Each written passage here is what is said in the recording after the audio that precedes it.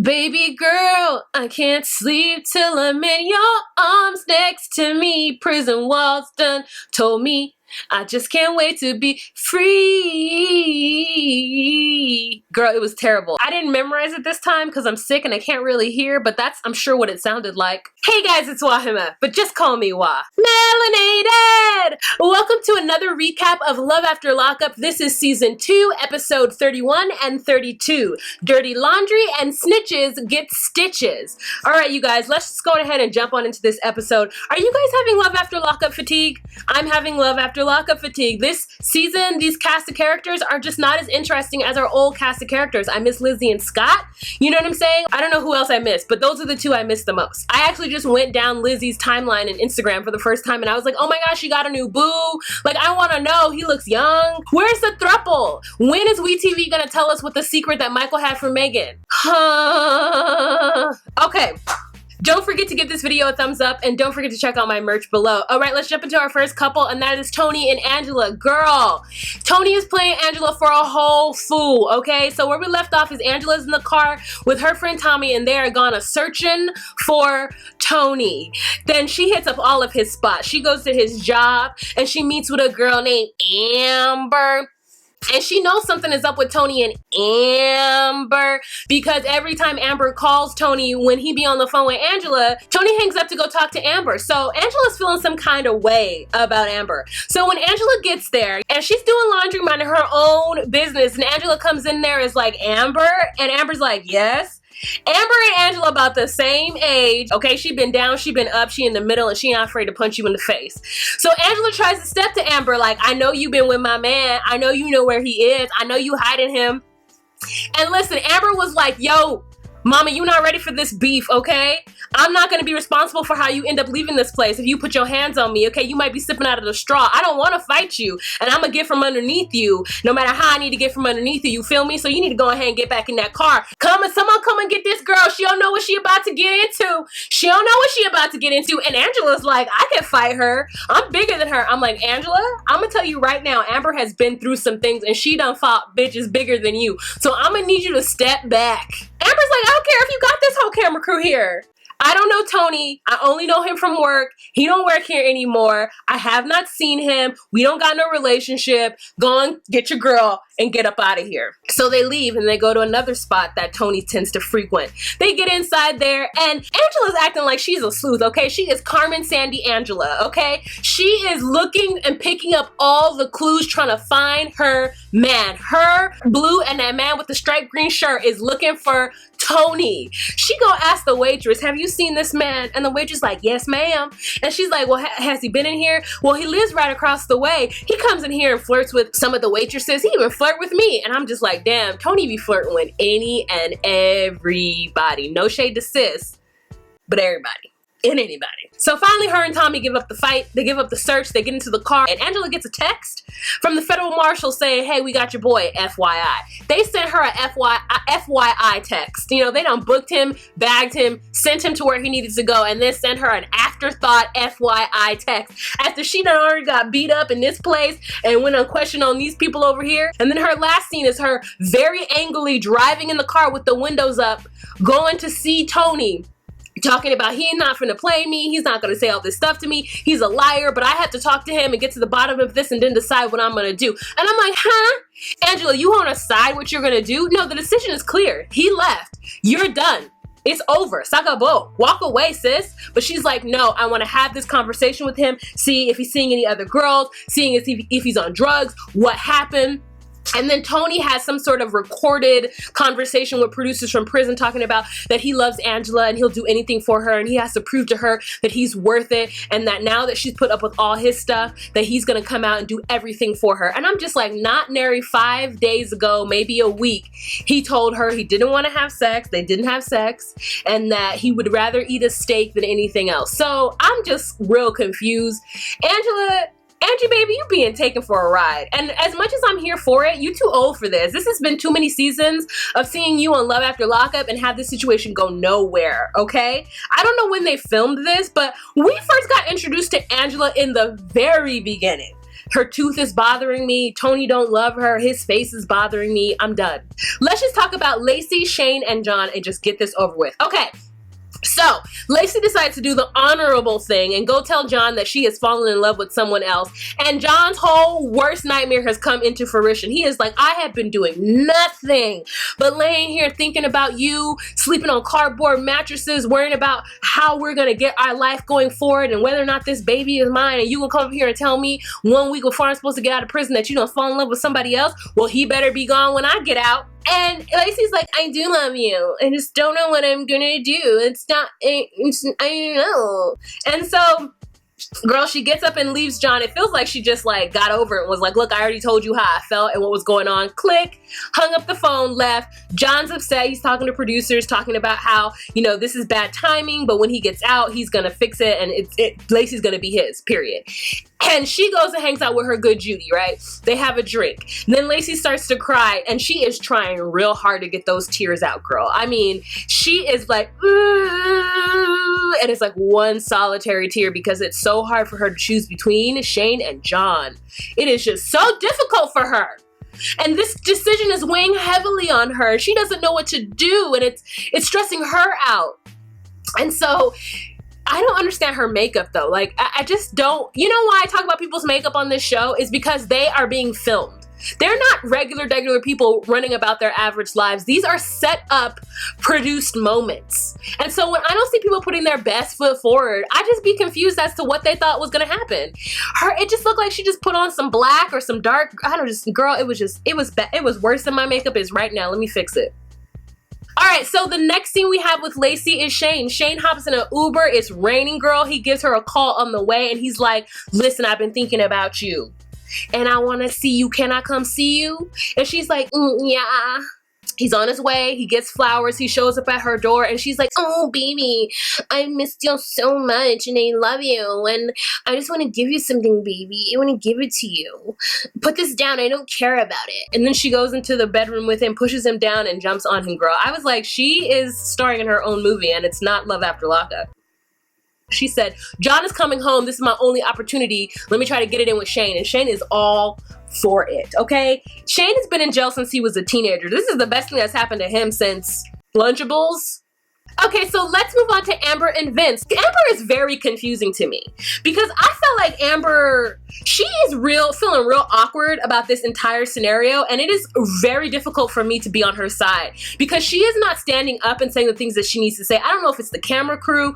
I don't know if she's not attracted to Vince and doesn't know how to manage this, but her having her homegirl as a shield the entire episodes is like crazy. So first we meet the scraggly homegirl while they're getting pedicures, and then her and the scraggly homegirl go to Denny's, and they're like, I don't know, where's Vince? You know, he's suspect. All of a sudden, Vince is on the chopping block, and he's suspect, and he's using her, and he's trying to con the situation. So the homegirl got Amber believing that Vince is up to no good, and he might be, but the point is that it's not for the homegirl to determine that. It's for Amber to determine that. She's the one who's been talking to him for 22 months. That's a little bit less because 12 and 12 is 24, and so it's almost 2 years. That's how I know it. Not because I got kids. Those of you got kids be like, I know exactly what 22 months is. Vince sits down, girl goes in, homegirl goes in, you know, she's like, so why do you want Amber? Why Amber? And Vince answers. Vince says that he feels like they have a really strong connection, and Amber gets up and goes to the bathroom because she wants them to have a private conversation. She doesn't want to hear the answer. Okay, she doesn't want to be a part of that. She wants her friend to come back and report to her. Then Amber comes back, and the girlfriend's like, listen, I don't believe anything he says. It wasn't good enough. The answer wasn't good enough. And I'm like, the answer was good enough. We feel like we have a strong connection, and I think that we have a lot in common, and I think that I'm willing to jump into this and get to know this person and grow with her. I feel like Amber brings out the best in me. I don't know why that wasn't good enough. It felt good enough to me. So then all of a sudden, Amber wants to smoke. Amber takes her homegirl outside. They go to have a conversation, and she again starts to go in about Vince and about how she doesn't trust him, and this is all very weird and how awkward it is. And Vincent comes out, and he's like, excuse me, is there something you want to say to me, Amber? You don't trust me? Like, what's going on? And Amber's like, well, why did you tell your grandma that you had a side job? And I'm just thinking like, dude, because it is a side job. What was he supposed to tell Grammy? Grammy, I'm filming a docuseries, a reality show because I'm about to marry this woman who's been in prison for the last 4 years. Yeah, her and her mama. I don't think that was the moment to tell his grandmother. So She needed to calm down. So then we have the next scene where Amber's like, okay, I'm gonna let you meet my friends. And they go to the strip club, girl, and we are all in that strip club. Amber says that she frequents that place a lot. She got her dollar bills, she got her drinks, and she is surrounded by people who love her and they're hugging her. She's introducing them to Vince. Vince wants to find out who's Latino and who's not. I don't know why. Amber ends up getting a homeboy, big boy. They go outside to have a smoke, and then homegirl comes along too. And she's like, no, I don't believe it. I don't understand. Why does he like you? And I'm just like, girl, why can't Vince like Amber? Producers are like, why do you think he's hiding something? Are you hiding something? And Amber's like, well, I'm not hiding anything. It's just that Vince didn't ask me any questions. I told him the truth to all the questions that he asked me.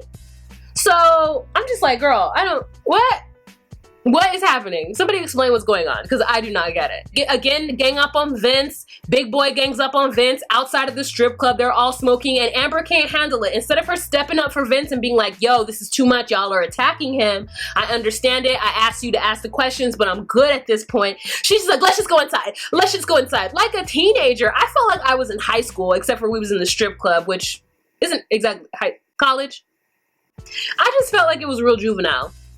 Amber's doing the least and the most at the same time, and I'm not into it. So now let's move on to Josh and crazy ass Cheryl. Now, this is the first couple since like Lamar and Andrea that I'm just like, yo, the one who was outside of prison is the crazy one.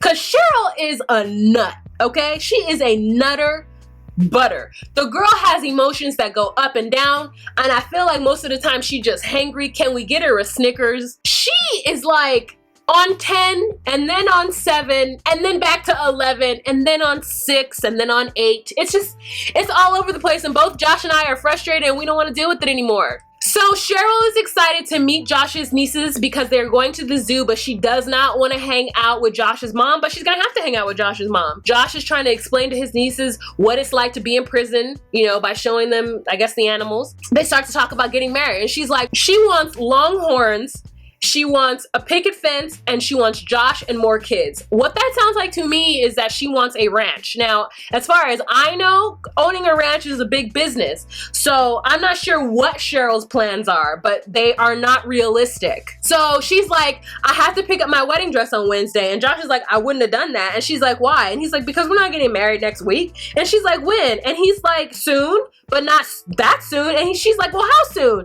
And he's like, soon enough. I mean, I just got out of prison. We want to make sure that this between us works before we jump on and get married. Like, I do love you. Well, this entire time you've been gassing me up while you've been in prison, and now you come out and you don't want to get married. And he's like, I do want to get married, babe, but I don't want to get married that soon. She's like, well, I don't want a winter wedding. I want a summer wedding. And he's like, this summer? And she's like, yeah. And he's like, no, Cheryl, something wrong with Cheryl, okay?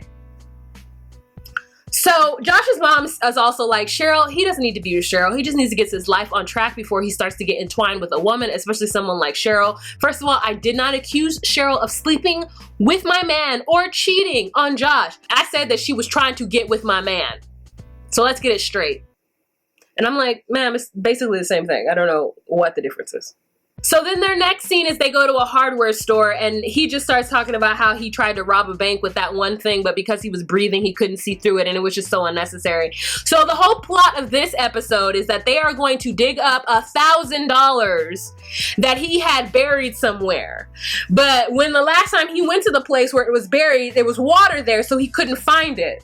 But now that Cheryl is there and she don't got an ankle monitor, she could go squishing around in the dirt for 20s, loose, wet 20s in the muck. And I get it. It was a fun little scene, and it was an activity they got to do together, but it was just so dumb that I was just like, girl, you gonna stand up and poo-poo water for $1,000? Man, it would at least need to be $20K for me to be all up in there with some shovels and rolling my jeans up and get my chicken legs all wet. Now, you know she close to getting hypothermia if that water was any kind of cold, because she don't got no fat on that body. They leave, and they leave the shovels right there. Now she's pissed because she has to go to his family reunion, and now she's all dirty and mucked up. And she didn't think about that before she went and got up in the water, that she had to go to his family reunion afterwards. The family reunion didn't just like jump up and come out of her from nowhere. She got ready and put her makeup on and everything, and then went out into the swamp, dug around, and then came out and is now mad. And Josh is like, look, I can't handle these mood swings, okay? We're gonna have to talk about them, and she's gonna have to work on them, because I didn't come out of prison to deal with this woman and these mood swings. It's just too much. So the next couple that we're going to talk about is Daniel and Lizzie. So Daniel and Lizzie are honestly the most honest and genuine couple that I believe from this season. So they go to a pool hall because they need to have a drink because Mother Teresa is stressing them out. And so she meets her homegirl there and it's fun. And she looks over and she sees her ex over there in the corner. I guess some like druggy dealer that she used to mess with when she was popping pills. They got his face all blotted out. He just sit up there looking, I guess recording, staring. So Daniel finally goes, "What's up? Like, what's going on?" And she doesn't want to say anything to Daniel. And then all of a sudden she gets another text and it's from, I guess, the drug lord of the area who's like, "Why you got cameras on you? Why do you have wires? Are you snitching?" And I'm just like, why in the world would these crazy rednecks think that she's snitching on them when she hasn't even been a drug addict for like, what, a year? And they, for some reason, think that this whole camera crew is there for her to snitch on them? They all must be high. Unless she just stopped using pills a month ago. Unless she just got clean and they're not aware of her new clean status. So she finally tells Daniel what's going down, right? Because he really wants to know. And then all of a sudden, Daniel feels like he got to take off his shirt and go handle business. Daniel forgot that he's on the outside and he is not on parole and that people are depending on him and rooting for him. He's about to ruin his whole life because someone thinks that she's got wires on her and snitching. Now she got a whole anxiety attack. She's scared for her life, worried about they about to come after her. And I'm like, are you on drugs? Why do you think, like, girl, get you some Xanax? Because that is not what's about to go down. And if it is, girl, then you need to do something else besides just crying to these cameras. You need to get in your car, immediately leave, and find someplace else to stay tonight. They might know where she lives, which maybe is why she's so upset. But the obvious answer to me seems like take Daniel and leave. You didn't even have to explain to Daniel what was going on. You and your homegirl and Daniel and that guy should have just got in the car, got back to your place, got you some drinks there, told him what was going on, and just chilled. Now Daniel want to take off his shirt and try to fight in public. This don't make no sense. It's just like poor mentality, doing what poor mentality does and staying in this like crazy rut of nothingness. He's like, I don't even care. I will fight because now this is my situation and I'm gonna show him who's who and what's what. That's what you do in jail. You got to show them right away what's going down. I ain't no snitch, and I'm about to tell him I ain't no snitch. So fighting him is going to prove to him that you're not a snitch, and is what, going to squash the beef? I don't think so. And so she's yelling at Daniel because Daniel doesn't want to leave. He wants to prove his point. And she's getting frustrated because she feels like when Daniel realizes all the things that she was into, he's not going to want to be with her. But my thing is how was she supposed to anticipate that this person was going to be at the pool hall? There is no way for her to know that this was all going to go down. And Daniel's like, you're keeping stuff from me. You're not telling me the truth. I'm like, how is she supposed to tell you the truth? Like, what happened when you were in prison is what happened when you were in prison. There's no reason for you to worry about it or for her to worry about it. Like, it's done unless there's loose ends we're not aware of. Then she needs to let you know, hey, there are people looking for me. And then that's the point where she needs to move and figure some shit out. But like, until then, what is she supposed to do? Okay, so the last couple that we're gonna talk about, and one of the best couples that we're gonna talk about, is Alexander and Glorietta.